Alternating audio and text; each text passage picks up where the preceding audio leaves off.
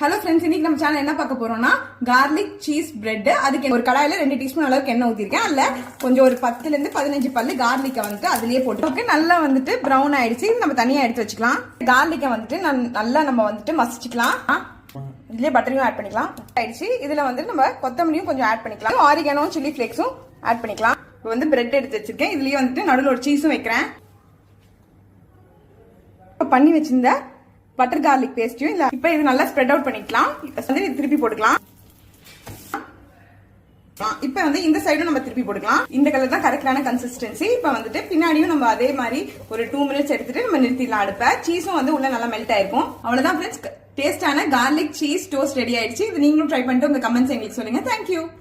Hello friends, இன்னைக்கு நம்ம channel என்ன பார்க்க போறோம்னா கார்லிக் சீஸ் பிரெட். அதுக்கு ஒரு கடாயில 2 டீஸ்பூன் அளவுக்கு எண்ணெய் ஊத்திருக்கேன். அதுல கொஞ்சம் ஒரு 10 ல இருந்து 15 பல்லு கார்லிக்கை வந்துட்டு அதுலயே போட்டு நல்லா வந்துட்டு ப்ரௌன் ஆயிடுச்சு. நம்ம தனியா எடுத்து வச்சுக்கலாம்.